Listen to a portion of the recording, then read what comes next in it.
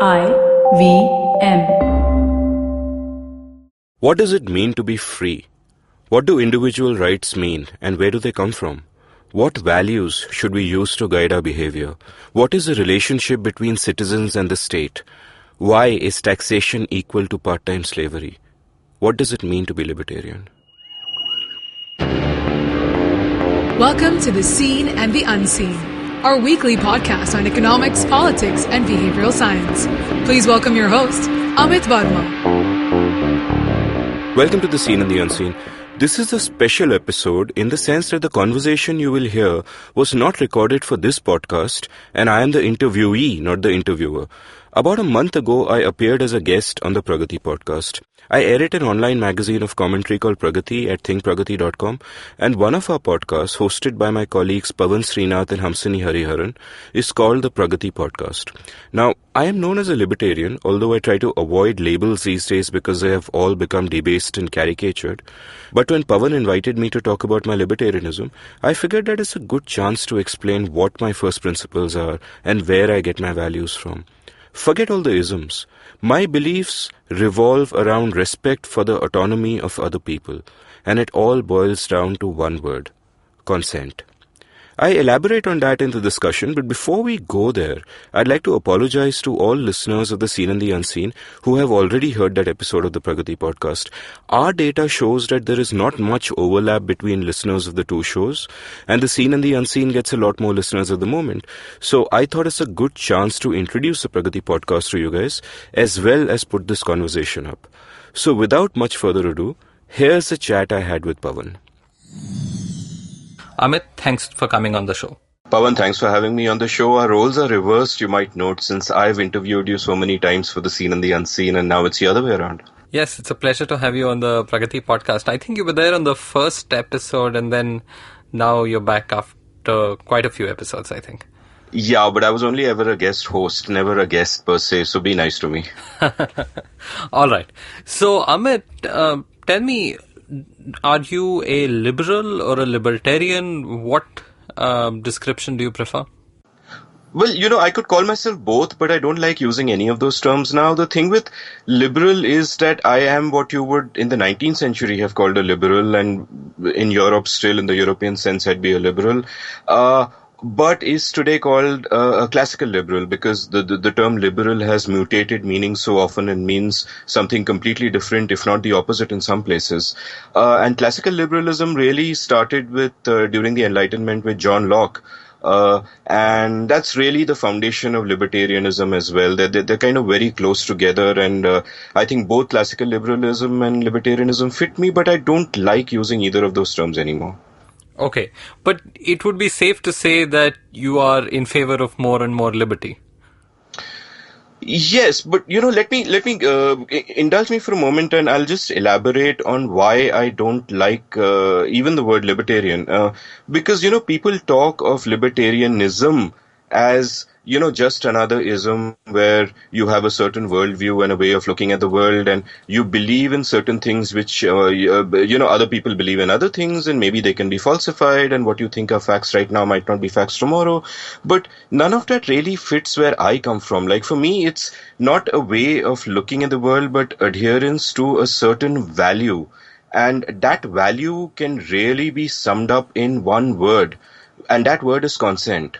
So all of libertarianism, or all of what I know it to be, or all of what I believe in, eventually circles round and comes down to the word consent. Okay. Expand on that a little, because usually when we talk about libertarianism or liberty, I think people come back to the idea of freedom, but you seem to be reframing it as consent. Freedom also works, but again, freedom is a sort of a nebulous thing, and people define it in various different ways. While consent to me seems to encapsulate it perfectly, and there's really no perverse way of using it. But let me then go back to first principles. Now, you can come to libertarianism through two paths. I'll take you through both of those paths. And the first path begins by going back to first principles as articulated by John Locke during the Enlightenment, where John Locke spoke about what we now call in brief the right to self-ownership. Now, this is part of a body of what is called natural rights, where people believe that, okay, these are rights that we are all born with and no one may take them away from us, and so on and so forth. And it's perfectly fine if you don't believe in natural rights. If you believe that rights have no meaning in and of themselves, but are instead a system that are given by society to its members and so on. Even if you don't believe in natural rights, the fact of the matter is that you have to have some framework of rights which is agreed upon by society or states at large, and what should that framework be? And for me, that framework corresponds pretty exactly with John Locke's articulation of natural rights. So let me go through what that is. Locke believed that the most basic right that everyone is sort of born with is the right to self-ownership. Because when you're born, you're not owned by anyone. You're not owned by your parents. You're not owned by society at large or whatever. All of that makes no sense. You own yourself. And he framed that as a right. And to him, all legitimate rights arise from that. Your right to self-ownership exists as long as you respect the corresponding rights of others, and all rights which arise out of self-ownership. For example, your thoughts are yours alone, and therefore, when you express them, the right to free speech, that comes out of the right to self-ownership. If you mix your labor with something, you get the right to property, and that again arises out of the right to self-ownership. And all these kinds of rights are called negative rights, in the sense that to respect these rights, somebody has to not do something to you. So your right to free speech means that no one can shut you up. Your right to property means that no one can steal from you, which is why these are called negative rights.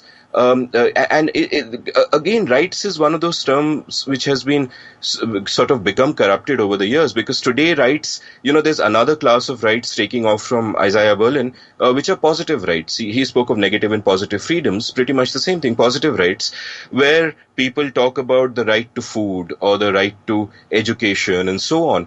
And all of those rights are actually entitlements. And giving them the language of rights is problematic, because the only way you can fulfill a positive right is by infringing someone's negative right. For example, if you say that XYZ has a right to food and therefore the government has to provide him food, to get him that food, the government then has to get the money for the food from someone and infringe his negative right. So while it may be desirable that everyone should eat and everyone should get educated, framing it as a right is problematic. But I've kind of taken a sort of a digression, so I'll go back to what I was. I'll go back to negative rights and. Amit, just to clarify on this, so if you're saying that you have a right to life, a negative version of that right would be that no one has the right to take away your life. But a positive version of it could be that in order to live your life, you might need a few things, and the government or the state might provide them. Bang on. Precisely. And that's a very good clarification. All negative rights imply that nobody should be able to do anything. The right to life means no one should be able to kill you. Now, the problem arises that if you claim these rights, you can have a society where it's not as if everyone will agree to live this way. And therefore, the classical liberal view is that someone needs to be there to protect your right, and that's the government or the state per se. And the state needs to exist only to the extent that it protects negative rights and does nothing else. And it's almost what I call the liberal paradox, that on one hand you say that your rights should not be infringed, but on the other hand, your rights cannot be protected unless they are infringed to at least some extent, which is the extent that the state needs to exist and take taxes from you, which is the origin of sort of the classical liberal construct of the state, which is called the night watchman state, for example, that this is all they do. They protect the rights of their citizens, and otherwise they let their citizens interact in whatever ways, and they don't interfere unless somebody's rights are being infringed. Right. So this night watchman formulation is very interesting for me.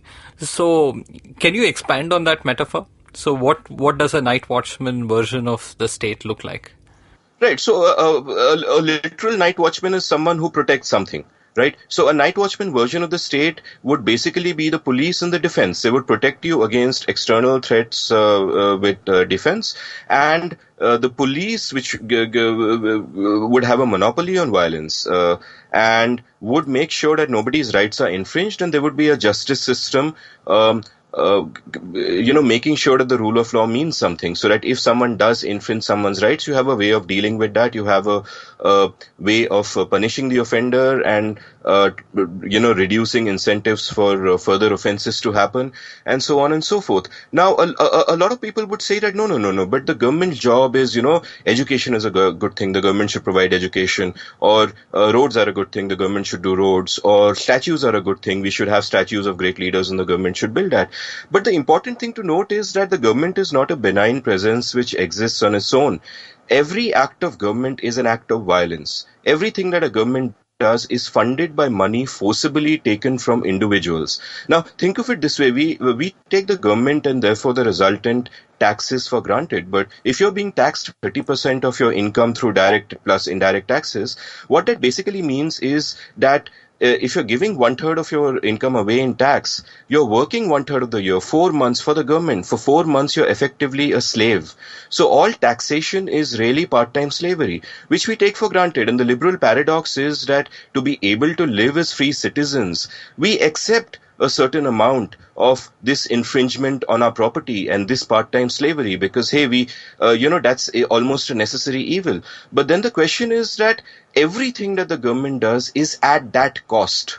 And therefore, we should think about it very carefully. It's not enough, like Pavan, if you were to tell me that, hey, Amit, we should build a statue in Bangalore of so-and-so, a great hero of mine. And my answer to that would be that if you think that the government should build a statue, then do it with your money. Why force me to part with mine? And not just me. Every citizen of this country pays indirect taxes. Even a beggar at a traffic signal will, buy some salt or buy some soap at some point in time, and they're paying taxes on that. So to build your statue or to do whatever your vanity project is to fulfill your values, you are taking money out forcibly from somebody else. And the morality of that is questionable. And the reason we can do this is that there is a disconnect in our minds. We think that we don't realize, or it's not explicit, that everything that the government does is at the cost of money taken from us and at the cost of our freedom. Amit, I understand the security angle, right? So the government has to have sufficient resources to maintain a monopoly over violence. But what about other things like public goods? I understand your argument that if the government wants to build a statue or if they want to do a handout, if they want to make a scheme of some sort, they do end up taking taxes. But what about pure public goods? For example, connectivity, clean air. There are lots of things that governments inevitably will end up having a role in playing, right? Because markets are not necessarily very good at providing for these things. People don't necessarily want to pay for something like this and want to be a free rider. That's a great point. That's a great point. I mean, I think everyone can agree that, look, a statue is a waste of money. Everyone can also agree that there are certain public goods which it's hard to envisage them coming about through markets. So I would actually argue there's no such thing as a market failure if you allow markets to function.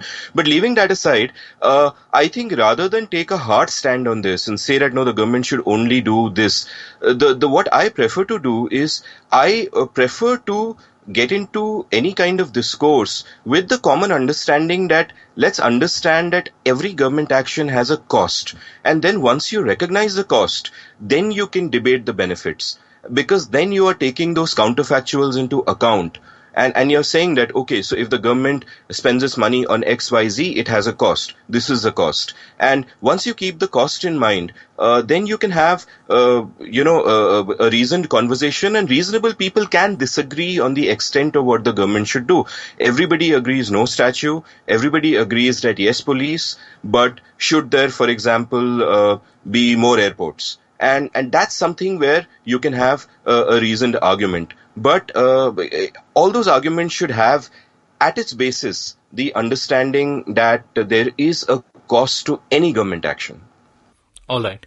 But, sometimes I wonder if we can look at the government in a slightly different way, in that it is another institution which is a mechanism of cooperation in society.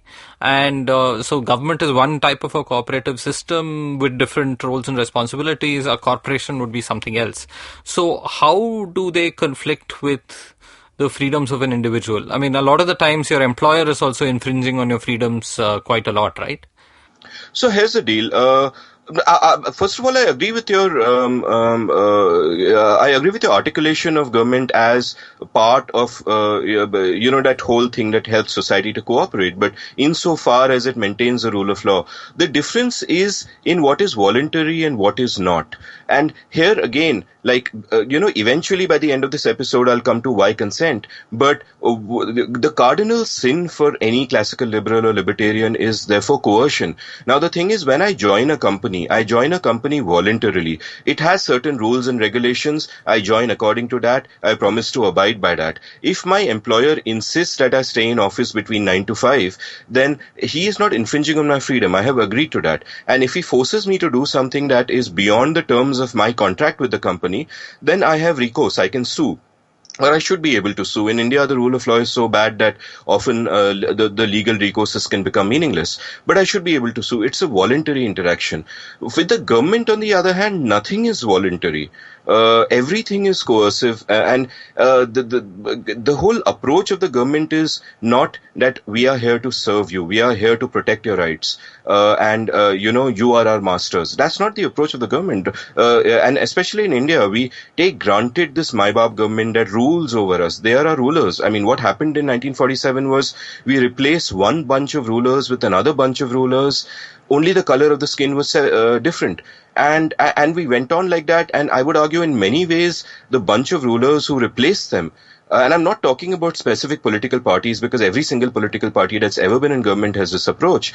But in many ways, post-independent Indian governments have been far more oppressive than the British were. For example, the salt tax that Gandhi protested when he went on the Dandi March was a fraction of what it is today in independent India.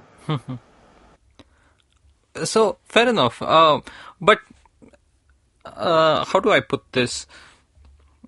It is how do we look at the system where, look, it is not possible to engineer a government where consent is there through and through, right? For example, we are born into this world, so say there is a constitution, there's some rule of law. As we are born, it's not like we can consent to the existing state of affairs and say that we have opted into this ecosystem, right? So everyone sort of starts without consent. So how do we engineer this right? That's absolutely right. And whenever people accuse me of chasing some libertarian utopia, I have to point out that no, I'm not chasing a utopia in the sense that I'm not saying that we should be in this, that the world should suddenly turn into this ideal world where everybody has complete consent and no rights are infringed. The fact of the matter is that we are born without having a choice in the matter in this country, in this current system that we are in. And we have to then negotiate that. And as citizens who care about freedom, it's then important to raise our voice against any kind of injustice in any context. For example, as a writer, I don't in my columns try to give utopian solutions. Instead, I try to move one step at a time. When I propose, for example, a reform or a public policy, I'll always try to make sure that the reform I'm proposing either reduces the role of government, or if it keeps the role of government the same, it makes it more efficient by introducing market mechanisms, for example. And so you've got to kind of do this fight one step at a time. You can't just withdraw from the world and go into a cave and, that doesn't work. This is the world we are in, and it is our duty as citizens and as individuals, it is our duty to ourselves to constantly keep fighting for our freedom and keep reminding others that we are not free. And that's important. But, that this is just sort of one aspect of it. Like I said, that when I arrive at consent or when I arrive at libertarianism, you can arrive at it from two directions. Yes, tell us about the second one. Yeah. You can arrive at it from two directions. And one direction, of course, is the one I just articulated, which is where you're coming at it from first principles and the right to self-ownership and so on, whether or not you regard that as a natural right. But The other direction is the direction of outcomes. Now, I'm not a utilitarian. I don't like utilitarianism because you can really rationalize anything with it. Utilitarianism, I think, runs up against Hayek's knowledge problem. And to put that in simple language, utilitarianism means that you judge events by their outcomes. But the problem is that outcomes are always messy. Every action has unintended consequences. You never know what they are going to be. And utilitarianism can be used to justify absolutely anything. But if you take a broad sweep of history and you look at what freedom does, I would argue that freedom leads to the best outcomes for society. In every sense, but not just for the economy, but for cultures. And the reason for that is something that is counterintuitive.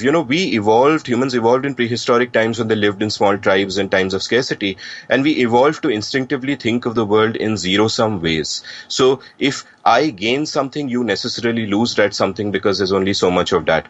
And the truth is that the world is positive sum.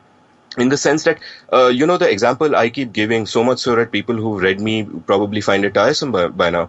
But I cite the libertarian thinker John Stossel. He had written a column where he spoke about something called the double thank you moment, which is basically this. Let's say I go to Starbucks to buy a cup of coffee, which costs $180, a tall Americano I have.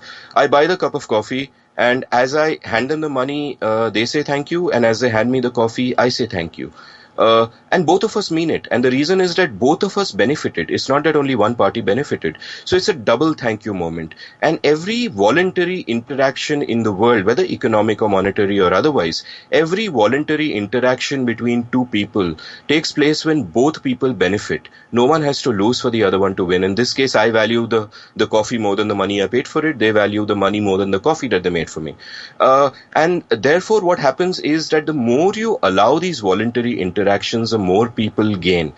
This is both true socially, where you ideally want a lot of free speech where people can interact with each other in various ways and so on and so forth, and also in terms of economics, where you have the more of these voluntary transactions you have, the more little positive sum games which lead to benefits for everybody. And that's how economies grow, countries grow, cities grow, which is why that, there's almost a direct correlation over 250 years that as free markets spread across the world, prosperity spread in exactly that way. This is why cities, for example, are the most prosperous places in any country. Giving a lie to the absurd notion that population density is a bad thing. Population density is a great thing because it leads to more such voluntary interactions, larger networks, more value for everybody being created. And the corollary of this is that the more the government interferes in such voluntary interactions, the more it harms society. So when a government interferes in the free market, for example, it's bad in two aspects. One, of course, is a moral aspect, which I spoke about earlier, that if two consenting adults should be able to do whatever they want with each other, that should hold true whether it's in the bedroom or in the marketplace. It's morally wrong to interfere between those two consenting adults. And the second argument is a consequential argument, the utilitarian argument, that you're reducing the amount of value in the world when you do that, which is why government regulation of markets is so problematic and always counterproductive. Thanks for saying that, Amit, because I think even in India, where you can argue that our freedoms are severely restricted in many spheres, there's always been some amount of intellectual support for the idea of, your social and personal freedoms, about speech, about, your right to live your life the way you want to, where you live, where you work, etc. But the idea of economic freedoms somehow is never become very important in the Indian political landscape or in the public imagination.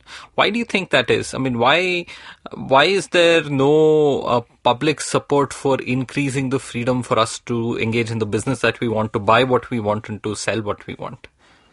Because we build narratives that separate them. For example, it is common for the left to support all the personal freedoms that you and I support, but oppose free markets and on various different reasons and say, no, the government needs to regulate this or the government needs to regulate that, and get in the way of voluntary interactions there.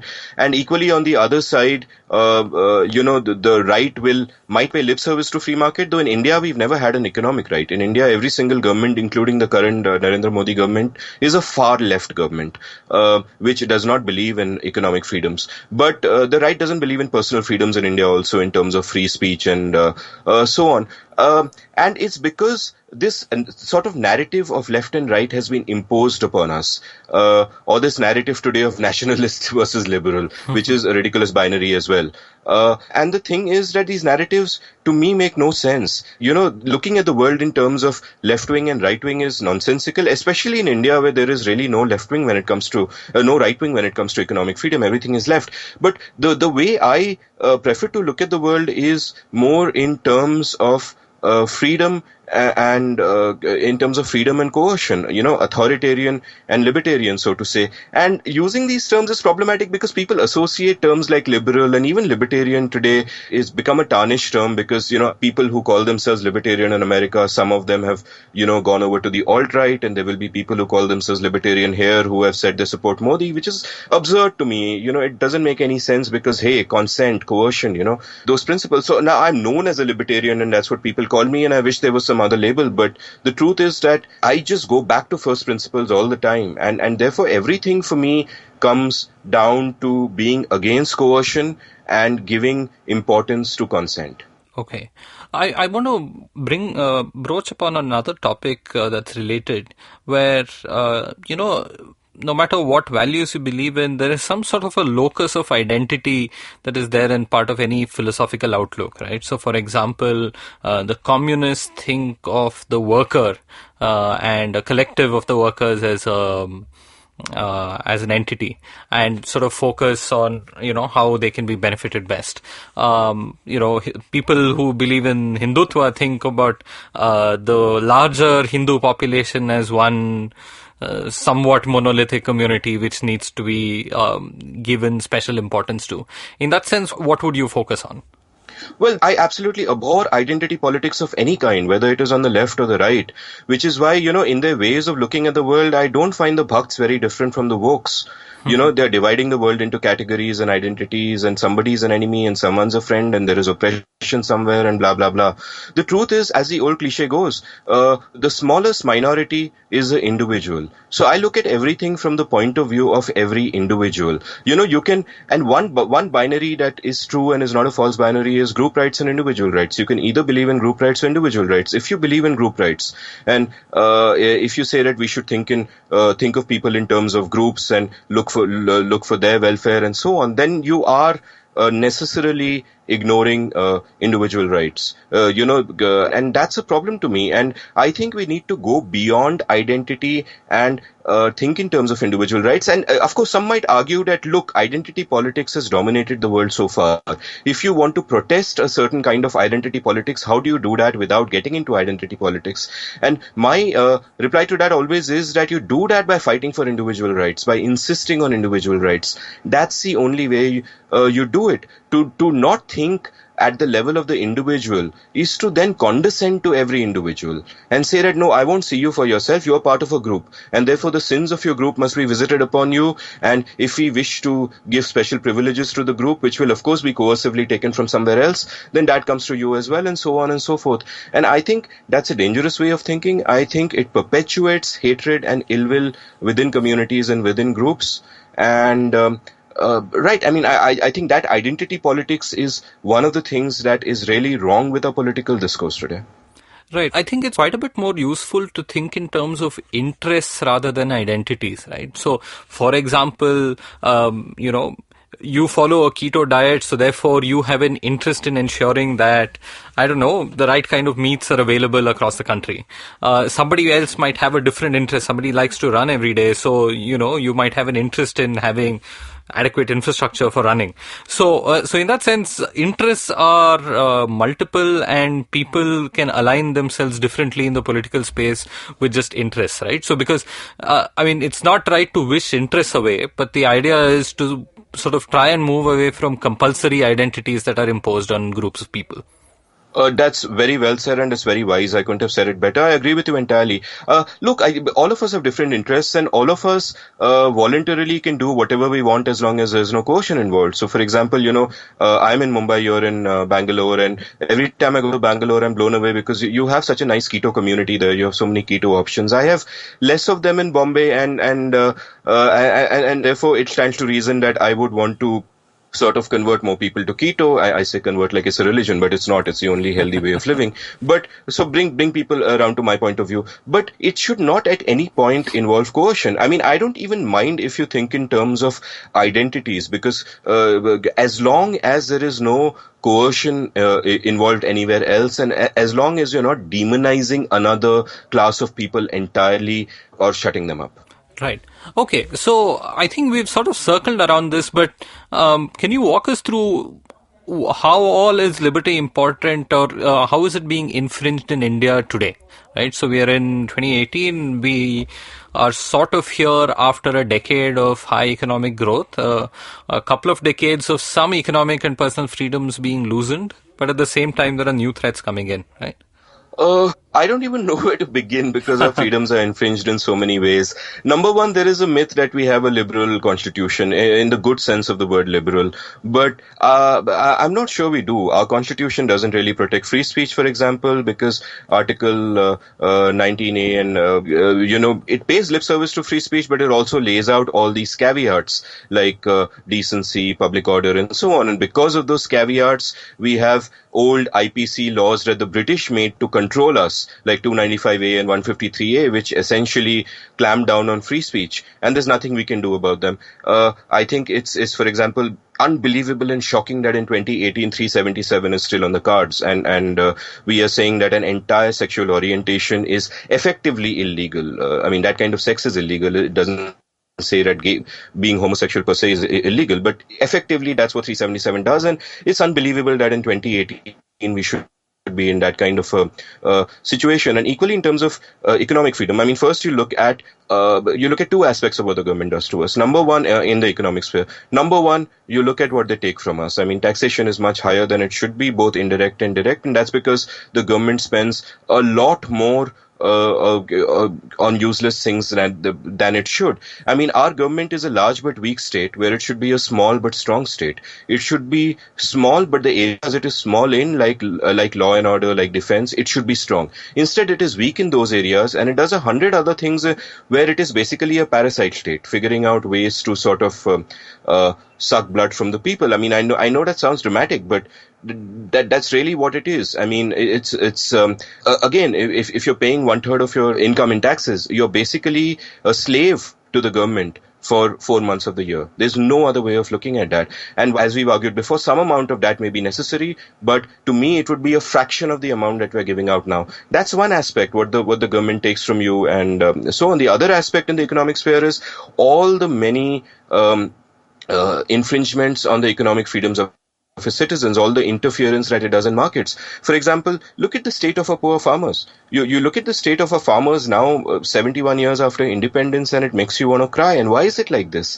It's like this because our farmers have been trapped in farming by bad policy. I mean, I'd encourage listeners to go to seenunseen.in and look at the very first episode of The Seen and the Unseen, where you were one of my guests along with Karthik Shashidhar, and we discussed agricultural reforms. And in various ways, farmers are not allowed markets in any aspect, how they get their produce, where they sell their produce, in terms of pricing or anything. They're kept in a constant state of dependency. They can't sell agricultural land for non-agricultural purposes, so they can't even escape. A few episodes back in The Seen and the Unseen, my guest Shruti Rajgopalan had spoken about this being one of the ways in which the caste system perpetuates itself, because people find it hard to simply escape physically, and so on. And agriculture is, of course, the most egregious example, and it's somewhere where, in 91, there were no reforms that touched agriculture or touched factor markets, and large parts of the country are still hugely poor for that. And the thing is, this link isn't direct, this link isn't obvious. If you ask a farmer himself that, what do you want from the government? And he's in desperate straits, and he'll say, I want a farm loan waiver. Which is all well and good, but a farm loan waiver basically traps a farmer in his current state of poverty, quite apart from the fact that you have it's also paid for by other people. I'm like, government does so many things it shouldn't do, like run businesses, run banks. I mean, who is paying for Nirav Modi, Pavan? You and I are paying for Nirav Modi's and Vijay Mallya's theft, which is the only word for it. And it's a theft that has happened in collusion with the government. There's no way around it, directly or indirectly. So, there's hardly anything I can not complain about. But what makes me most sad is that this is not in the public discourse. I'm a completely lonely voice in the public discourse. People are not questioning all these fundamental things about the government. The mindset that the government is a solution to everything, even when the government has actually created the problem in the first place, is embedded in people. The mindset of the Mai Baap government is embedded.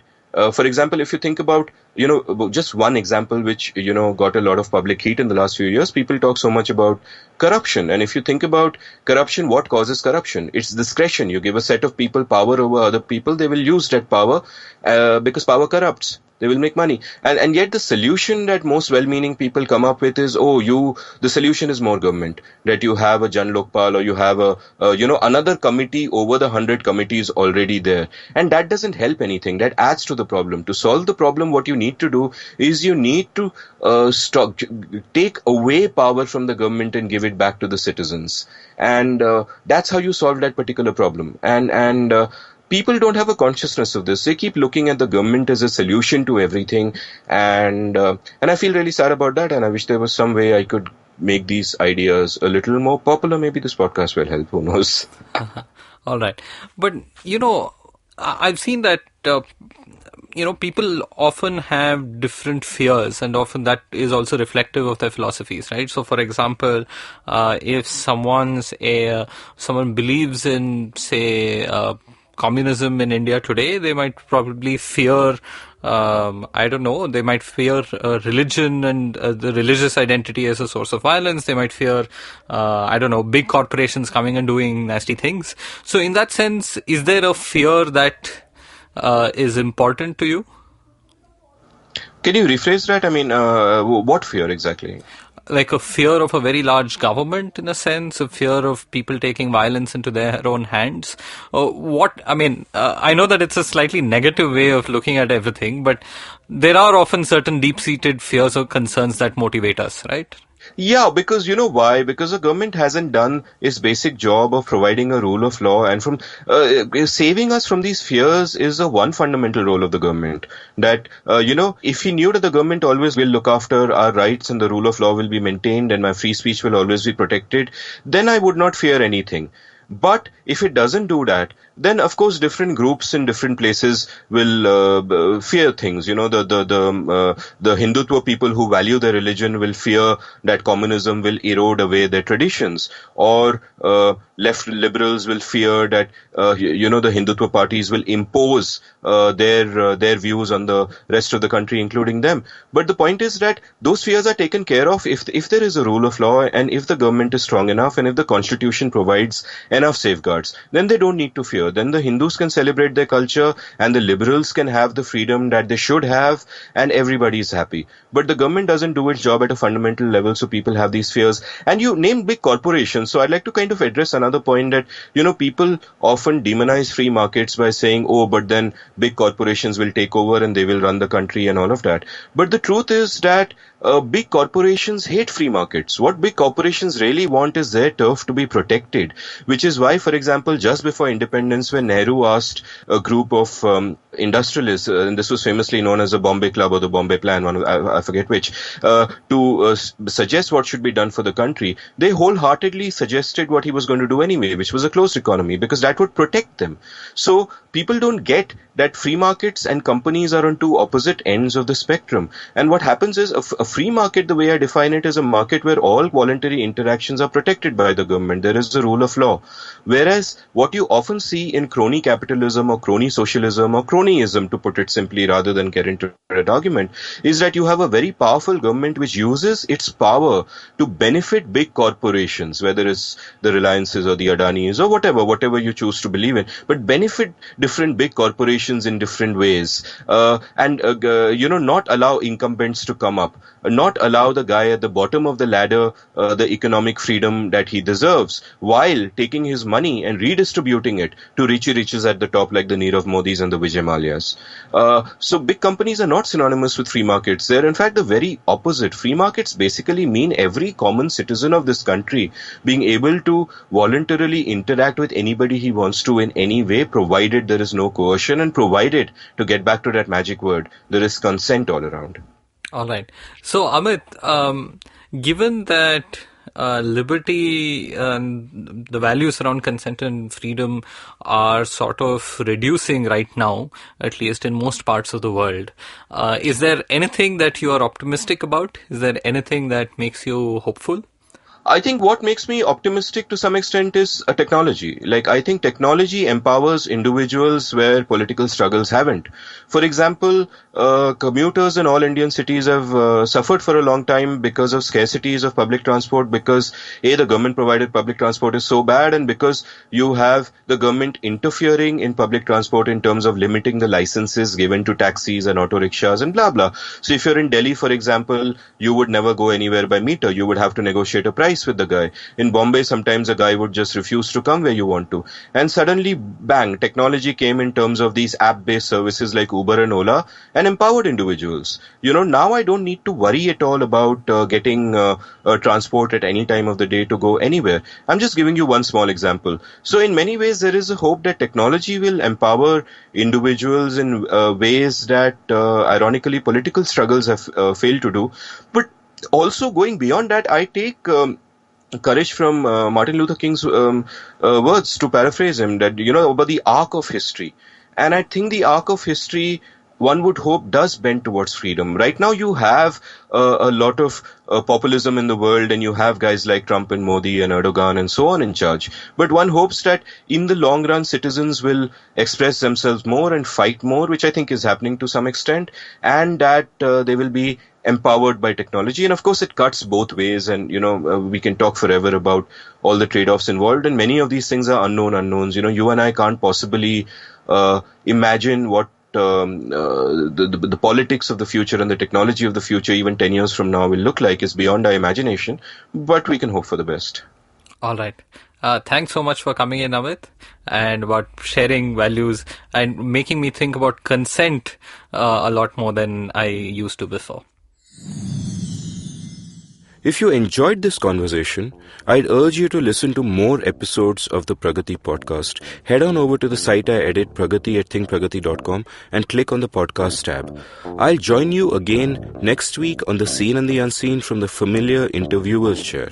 You can follow me on Twitter at Amit Varma, AmitVarma, and you can browse past episodes of The Seen and the Unseen at seenunseen.in. Thank you for listening.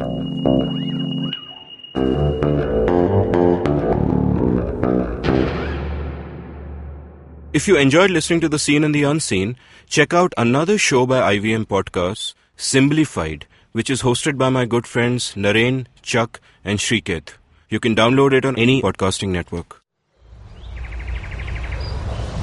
He bends down to test the warm water for his bath. He comes here to quench his thirst for a hot shower and some podcasts. You can witness how he enjoys having other people talk about cool stuff in his bathroom. Indeed, it helps him with his loneliness. You can find more of his pieces on ivmpodcast.com, your one-stop destination where you can check out the coolest Indian podcasts. Happy listening.